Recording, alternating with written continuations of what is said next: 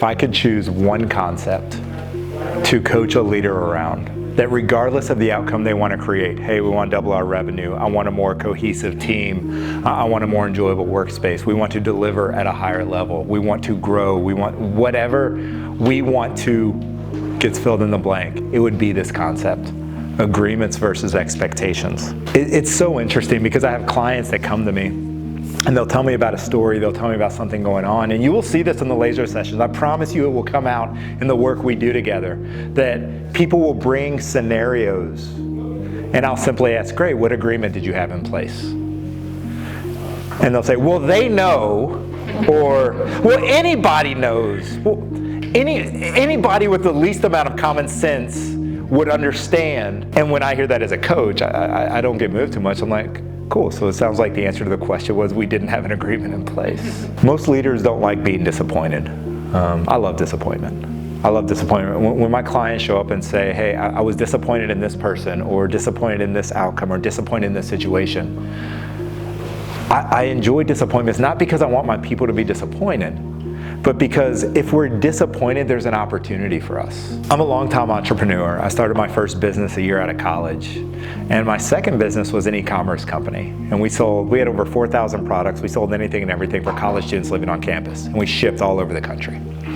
And this is kind of like, as e-commerce, like it's just at the point where we're starting to trust, like, am I gonna put my credit card number into this computer and expect it not to end up in some other country or with some crazy charges on it? So e-commerce was becoming more popular. And it was fascinating owning a business where you engaged with people that you had zero relationship with, that you never spoke to, you never talked to, you never really interacted with. Just kind of a name came through, said, hey, I want these things and we're gonna pay you this much and send them to this address. And that was the extent of the relationship we had with 98% of the people we served. And as the business grew and we built our customer service department, I used to get really excited when the phone would ring, because I realized that for the most part, people had expectations. I'm gonna order this thing, they're gonna get it right, they're gonna ship it to me, it's gonna show up in 2, 3, 4, 5 days. And we had opportunities to wow them and touch points we could focus on, but for the most part, like the best we'd ever do is meet their expectations. Right? The thing came, nobody get excited, or it's just like, okay, the thing did, right? Amazon shows up at my door, it's like, yeah, it's supposed to be here in 2 days, and it's here in 2 days, it's great. I don't high five anybody, I don't celebrate, I don't text, hey, you won't believe this thing that just happened. Right? It's Amazon meets my expectations. Then I really notice when they don't.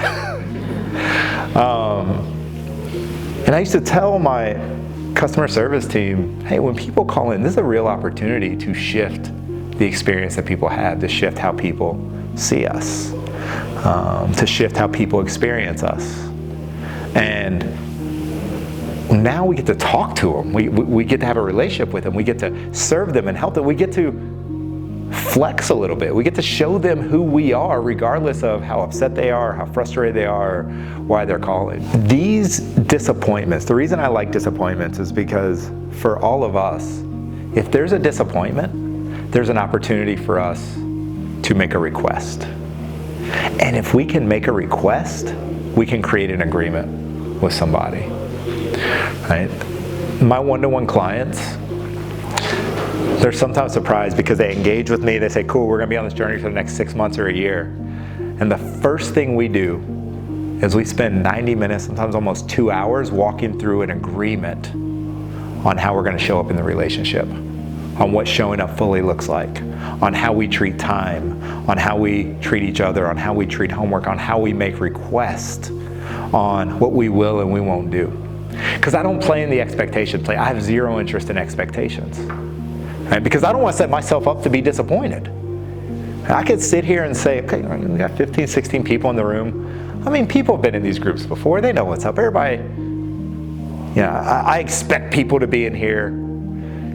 So take what we just did. We're going to be back at 11:20. If you all had come and sat down, it's 11:22, it's 11:23, and I looked around the room and I said, okay, so let's talk about time.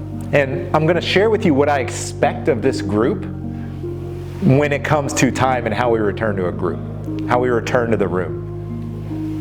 Does that feel good to anybody? Right. When was the last time somebody walked into your office and said, hey, here's what I expect, and you got excited. You said, oh, I've got open listening. Go on, tell me, what do you expect from me? This is gonna be great. Like when I hear that, you almost get defensive from jump, right? And expectations can be so toxic. So this idea of expectations versus agreements, this is one that I've seen as people, as leaders, as teams start to shift out of the expectation space and more into the agreement space. Things just move, they become more efficient. There's fewer misunderstandings, and it's less personal, right? Because if we have a conversation and we make an agreement, hey, can we both agree that our meetings are going to start at 11:30 on the dot, and that means that we're in our chair by 11:30, then when somebody comes in 11:32, I can have a conversation with them and simply ask, we had an agreement that we start at 11:30 on the dot. I noticed we were a couple minutes late. Do we need to take another look at the agreement? And most people are going to be like, no, that's on me, my bad. And just let it go. It's no longer personal. It's no longer, what's wrong with you? Why weren't you in your chair at 11:30? We talked about this. Right? It's just a different energy. So it's a way, agreements are a really powerful way for us to not make this personal, just get on the same page. And if somebody can't agree to something, they can tell us in the negotiation phase, hey, can we agree to this? Here's why I can't agree to this. And then we talk about it. All right? Agreements are co-created.